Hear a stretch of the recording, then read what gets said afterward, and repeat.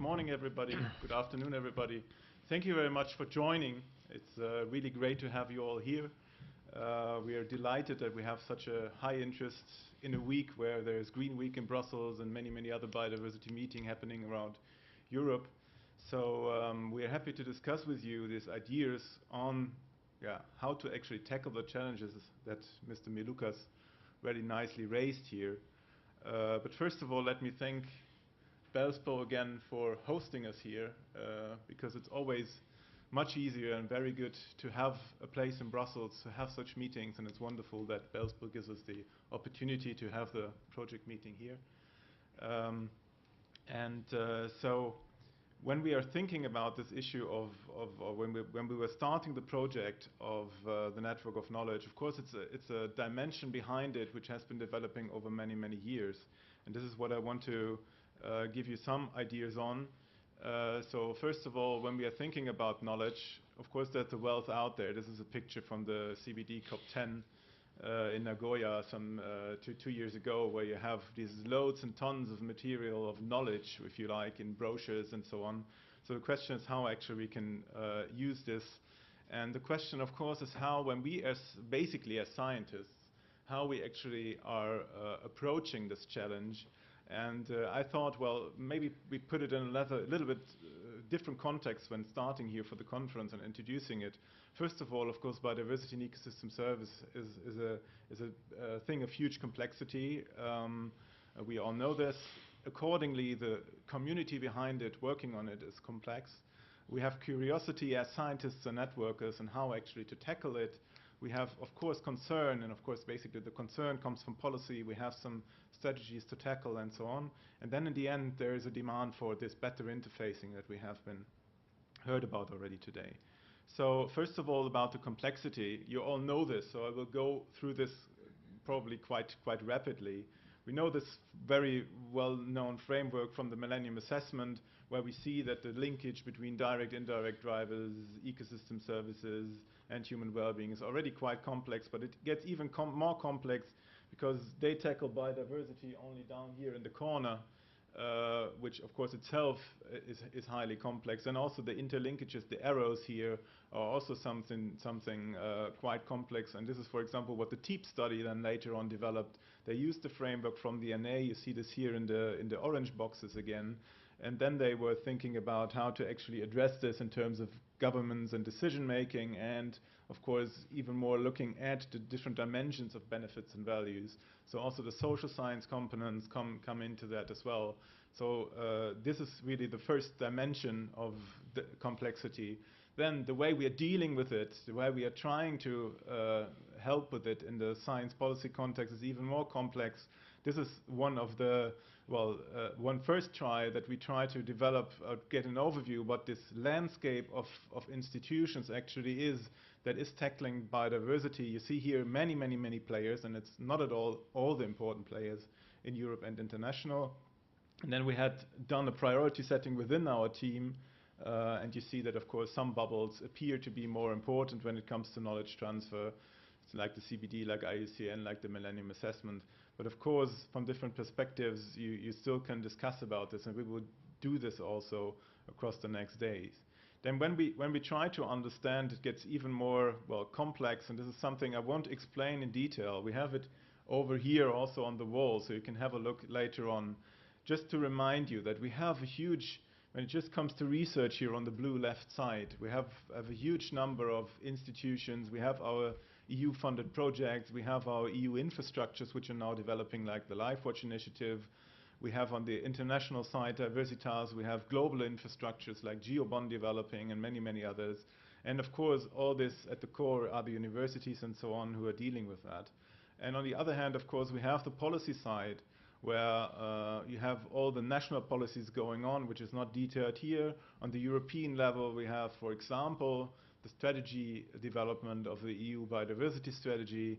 We have, of course, the work of other DGs, which are also tackling biodiversity topics, and how to link this then with the global level in the corner.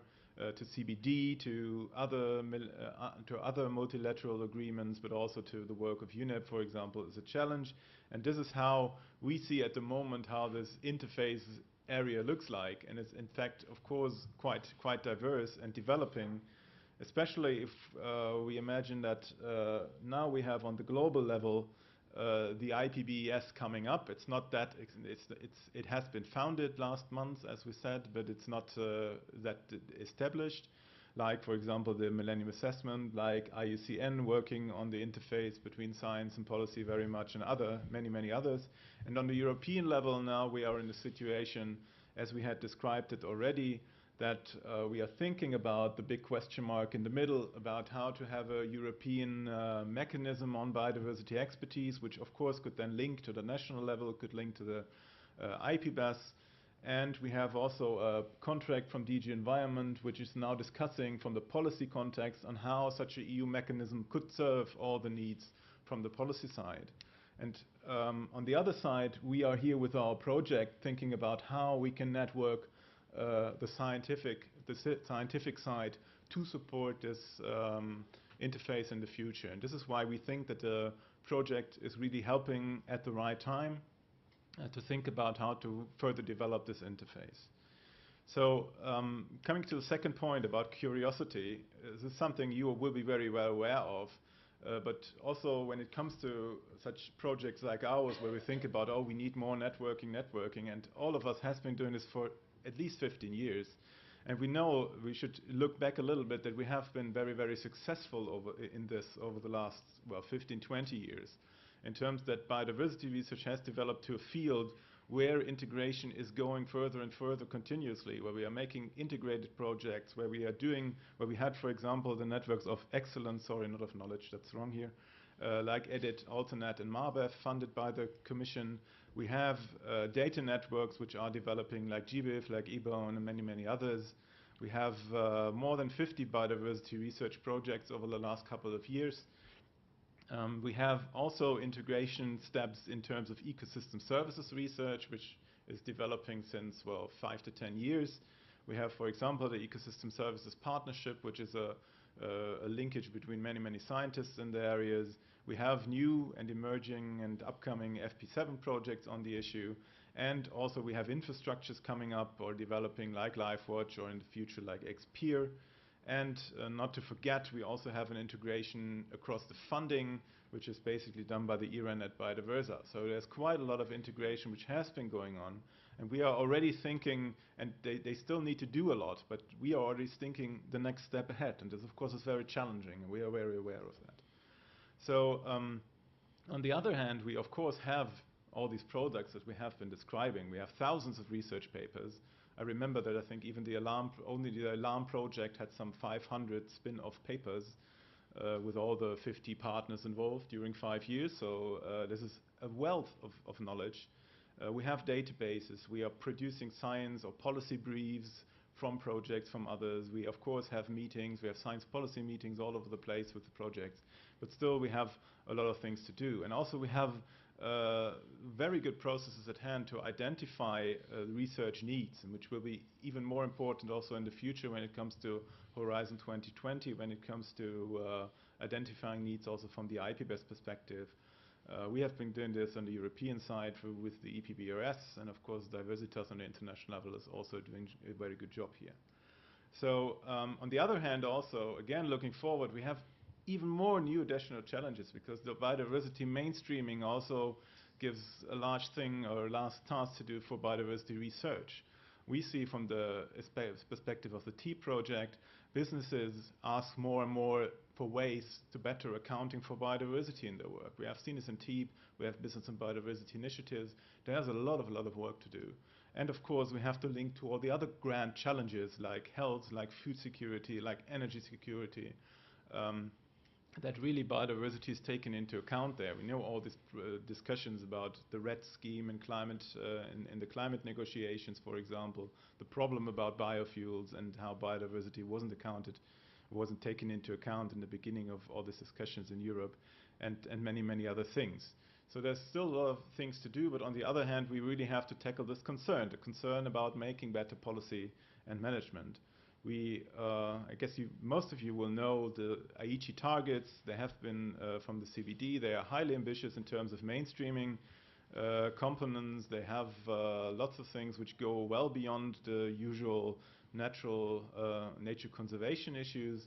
So they're highly ambitious. And also we have ambitious targets in the EU biodiversity strategy. We have quite diverse targets there, to be honest.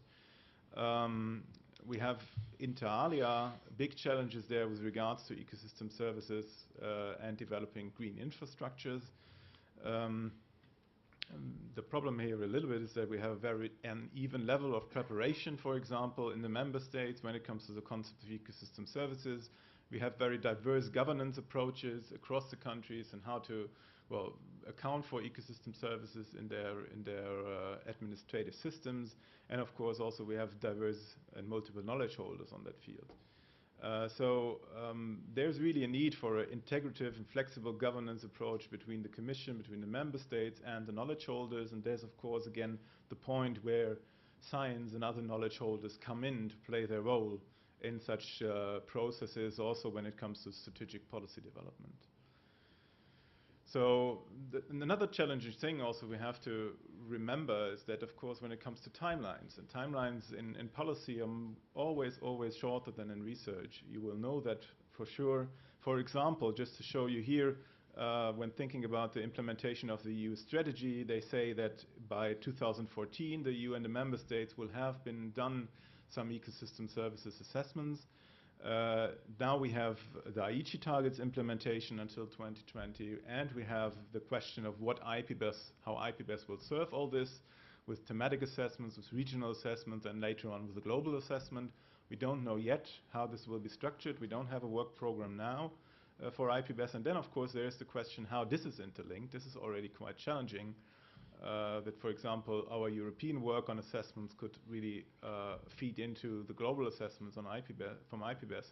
But even more challenging is this challenge of linking research activities to it from Horizon 2020, which is just here as an example, but also, of course, from other areas. So this is also a challenge that we have to keep in mind, that these timelines, when it also comes to science policy work, is always a challenge, because scientists tend to always want a little bit more time than they might have actually. So the last point about the solution via the demand. Of course, we had said that we always have to ask ourselves as knowledge holders: are we producing the right products? Do we have the right measures? Is reports enough? Or, of course, do we need other products? Do we need other ways to communicate that? And then it comes a little bit to stepping backwards, which also goes back to the previous talk, thinking about how is actually science policy work organized. And this is a typology that we had developed for science policy interface organizations, SPIs, within the Spiral project, which is researching these biodiversity interfaces. And you see that, of course, they can be very, very different. They can be coming from learned societies, from other interest groups like NGOs. They can be coming basically out of research projects. Every research project on the EU level today has to have a dissemination work package where this interface is ensured. Then, of course, you have formal political processes like working groups from the Commission, like advisory bodies and others. And of course you have, on the other hand, still the state agencies and institutes who are, of course, have also their role in serving this, for example, on the European level, the European Environmental Agency. So in this field there's also some sort of complexity, but nevertheless we know quite a lot today. And in the development of IPBES, which tackles the global dimension of the problem, it shows that all these different elements somehow needs to be balanced. That it's not only about writing big assessments, that it's really giving policy support without being policy prescriptive, thinking about new ways of producing products, thinking about this dialogue between knowledge holders and knowledge knowledge requesters in a much more detailed sense than, for example, it is done in IPCC. So this is why this idea of a network of knowledge somehow developed over the last couple of years, saying that an IPBES, because of the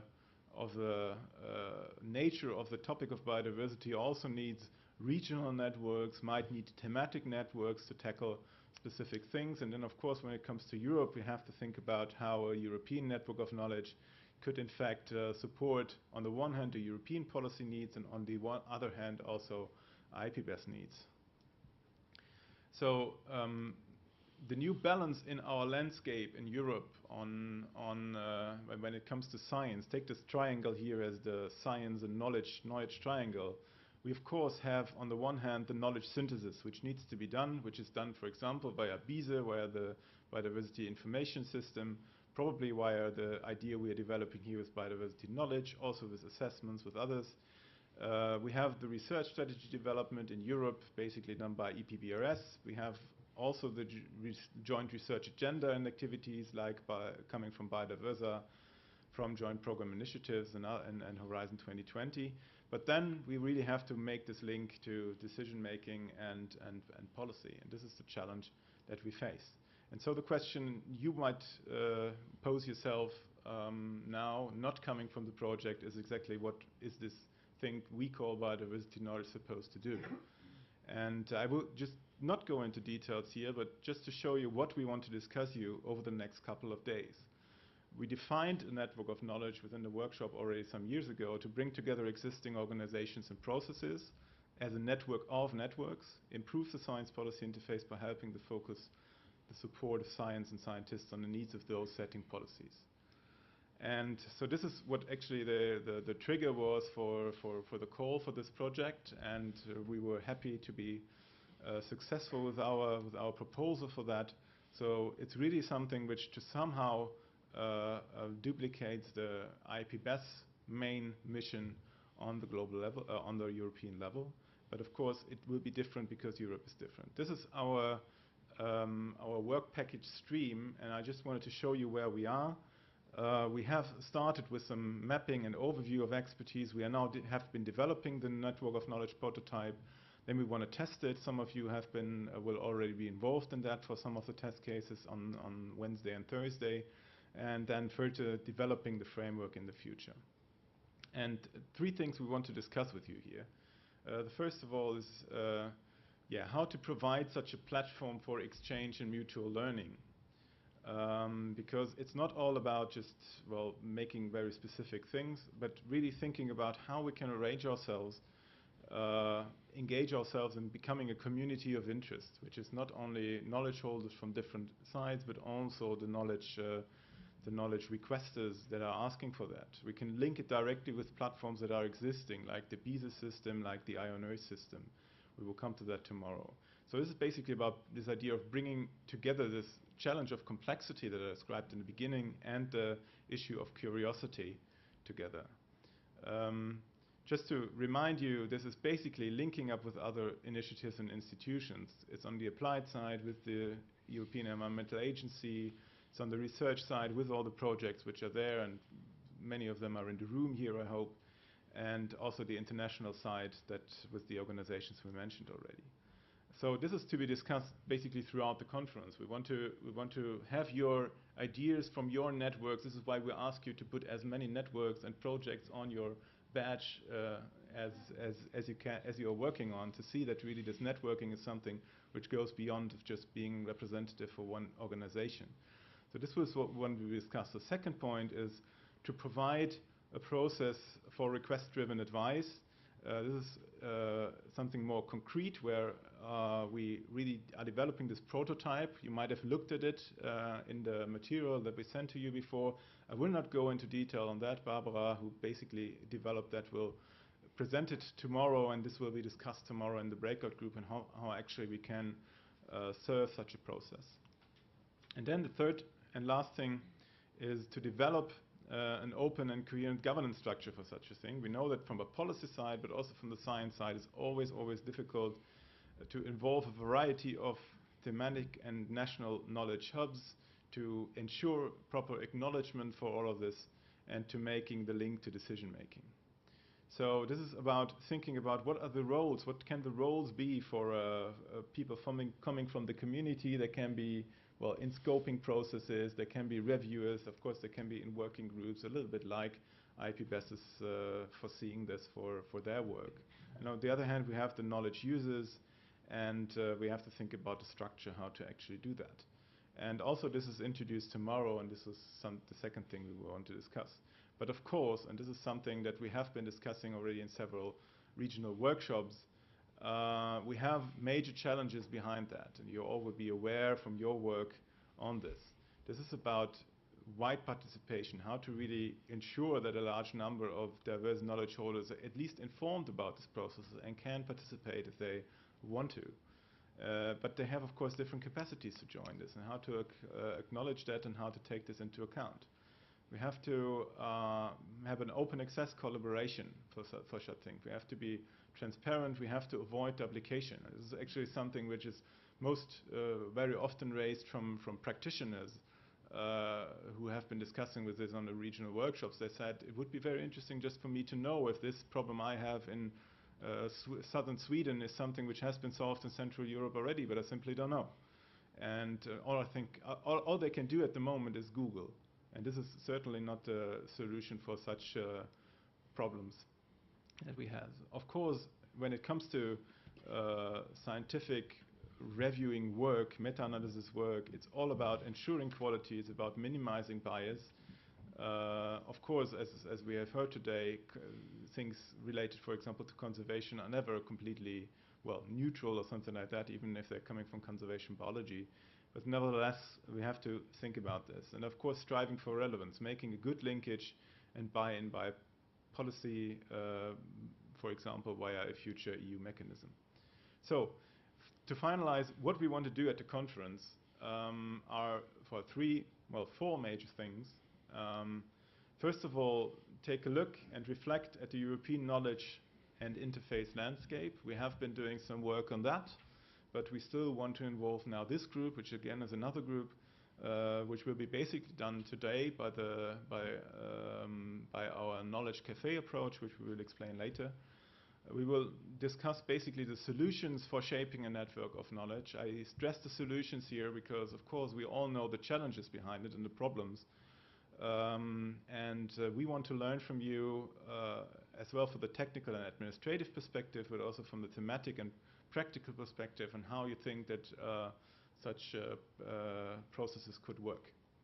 And then the third one, this is the more discussion part on Wednesday for those of you who want to learn more about IPBES. And we want to discuss on Wednesday morning then the context of the international context of IPBES and the European dimension to it. And last not least, of course, this is not over here. We really want to start a broader process of the project now with this meeting. And we want to identify next step and ways of staying engaged with you and see how actually we can ensure that we have a future information exchange, that you might be interested to get involved in our demonstration cases and other things. And we are really looking forward with you. And one point I forgot here, of course, a fourth very important point we want to achieve as a conference is that we have a very nice dinner together with you tomorrow afternoon in the Natural History Museum, where you're all invited, but we will get more news on that soon and how we actually find our way there tomorrow afternoon. So that's all for now. Thank you again for joining us with your curiosity and your concern, and to help us find new ways of interfacing the knowledge on biodiversity in the future. Thank you very much.